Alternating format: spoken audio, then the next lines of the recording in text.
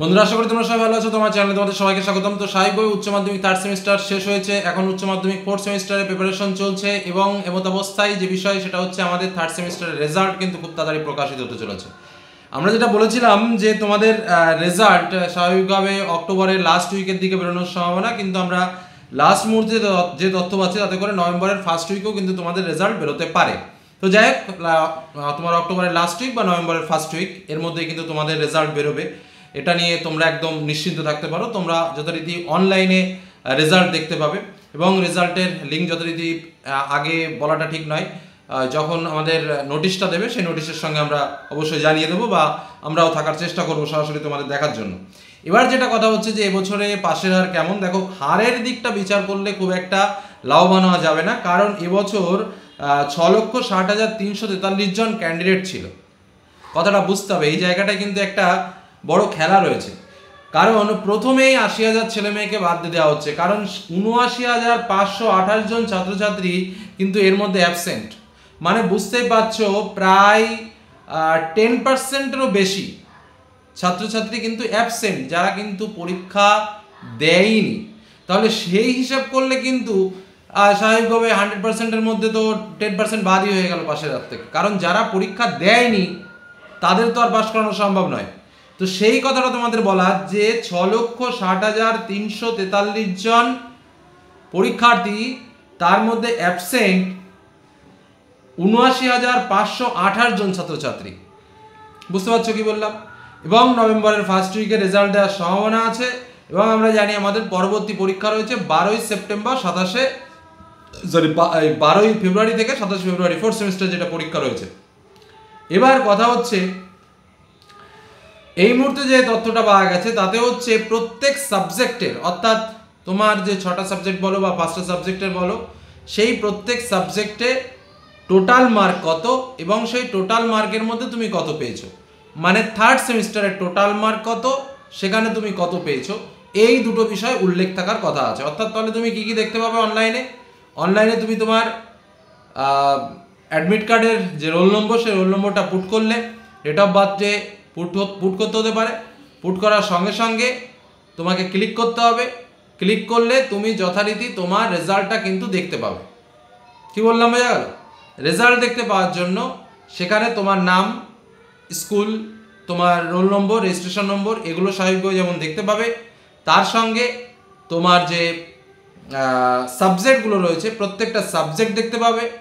তার পাশে লেখা থাকবে থার্ড সেমিস্টার, ফুল মার্কস বলে একটা কলম লেখা থাকবে। সেই ফুল মার্কসের মধ্যে বাংলা 40, ইংরেজি 40, কম্পিউটার অ্যাপ্লিকেশন 35, জিওগ্রাফি 35, বায়োলজি 35, এরকম করে সাবজেক্টগুলো লেখা থাকবে। ফিলোসফি 40। এইবার এই 40-র পাশের ঘরে মার্ক অফ 10, অর্থাৎ তুমি কত মার্কস পেয়েছো, 40-এর ভেতরে কত, 30-এর 35-এর ভেতরে কত, এরকমভাবে টোটাল লিস্টটা করা থাকবে। এই হয়ে গেল আমাদের থার্ড সেমিস্টারের রেজাল্ট। এভাবে কিন্তু তোমরা তোমাদের থার্ড সেমিস্টার রেজাল্ট পাবে এবং নিচের দিকে পাস কি ফেল সেটাও কিন্তু লেখা থাকবে। এইভাবে কিন্তু তোমরা তোমাদের মার্কশিট পেয়ে যাবে এবং অনলাইনে কিন্তু তোমরা তোমাদের মার্কশিট দেখেও নিতে পারবে। এবার যে তথ্যগুলো আমাদের কাছে এক্সট্রা এসছে সেই তথ্যগুলো একটু শেয়ার করি।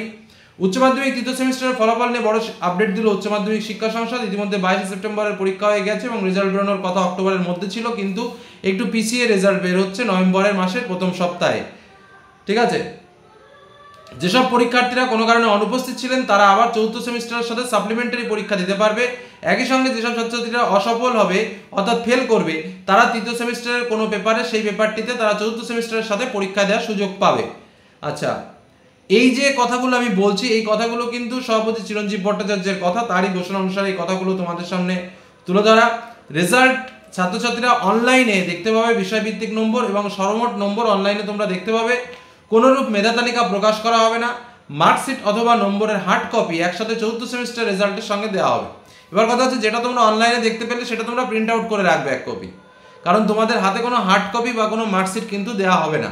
কিন্তু তোমরা অনলাইনে রেজাল্টটা দেখে নিতে পারবে এবং এই মার্কশিট যেটা তোমরা দেখলে, এই মার্কশিটটা কিন্তু ফাইনালে অর্থাৎ ফোর্থ সেমিস্টার যখন তোমরা হলো, সেই ফোর্থ সেমিস্টারের সঙ্গে তোমরা একবারে ফাইনাল মার্কশিট বা হার্ড কপি কিন্তু পেয়ে যাবে। অনেকে আবার প্রশ্ন করতে পারে, এই আলোচনার মধ্যে বলে দিই যে স্যার, আমরা যদি থার্ড সেমিস্টারে কোনো সাবজেক্টে ফেল করি তাহলে কি মূল মার্কশিটে কি লেখা থাকবে? মূল মার্কশিটে যদি তোমরা থার্ড সেমিস্টার ফেল করো, তারপরে ধরো পাস আউট হয়ে গেল, তাহলে কিন্তু সেটা আর লেখা থাকবে না, স্বাভাবিকভাবে পাশের যে নম্বরটা আছে সেই নম্বরটাই কিন্তু লেখা থাকবে। আচ্ছা, রেজাল্ট কিভাবে চেক করা যাবে আমরা এই মুহূর্তে ওয়েবসাইট বলছি না, কারণ একটা নোটিফিকেশনের জন্যই আমরা অপেক্ষা করছি।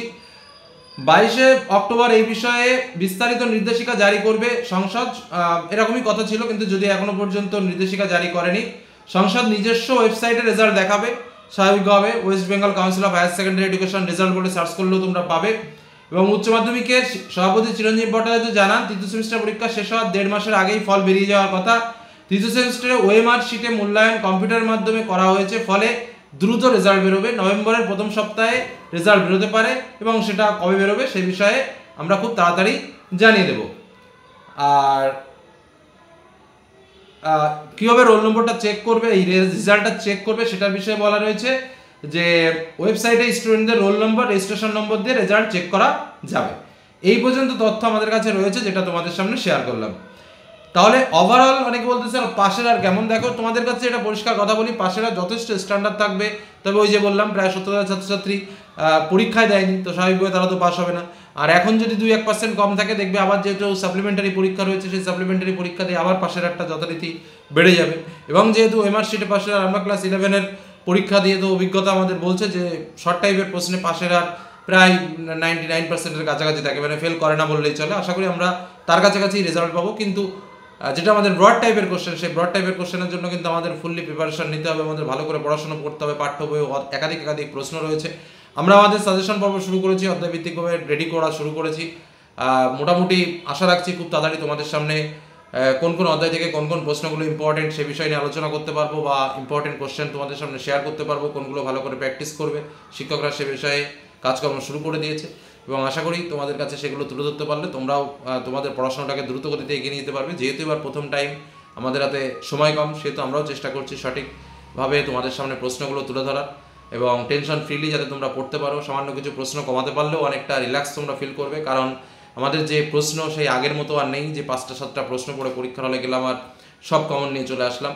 কারণ এখন আমাদের প্রশ্নের মান 2 মার্ক, 3 মার্ক, 4 মার্ক, বিভিন্ন সাবজেক্টে বিভিন্ন রকম, এবং সেই কোশ্চেনের যে কোয়ান্টিটি, সেই কোয়ান্টিটি পরিমাণের দিক দিয়ে দেখলে অনেক বেশি পড়তে হচ্ছে। যদিও কিছু চালাকি আছে প্রত্যেক সাবজেক্ট ওয়াইজ আমরা আলোচনা করবো, যে অনেক পার্টগুলোকে আমরা যদি বাদও দিয়ে দিই তাও কিন্তু আমাদের তেমন কোনো সমস্যা হয় না, খুব চালাকি নিয়ে পড়াশোনা করা যায়, যেখানে হাফ বই পড়লে আমাদের ভালো রেজাল্ট করা সম্ভব। তো সেগুলো নিয়ে আমরা অবশ্যই আলোচনা করবো। চ্যানেলের সঙ্গে থাকো, চ্যানেলকে দেখতে থাকো। কোনো কিছু জানার জন্য অবশ্যই কমেন্ট সেকশনে এসে কমেন্ট করো। আর যারা চ্যানেল নতুন এখনও সাবস্ক্রাইব করেনি তাদের বলবো অবশ্যই চ্যানেলটিকে সাবস্ক্রাইব করে রাখতে, কারণ দেখো তোমাদের জন্য চেষ্টা করি, তোমাদের মনের কথা বলার চেষ্টা করি, এবং তোমাদের ভাবনা চিন্তা করেই কথা বলি। এটুকু বলে আজকের আলোচনা শেষ করলাম। সকলে ভালো থেকো, সুস্থ থেকো, সাবধানে থেকো। ধন্যবাদ।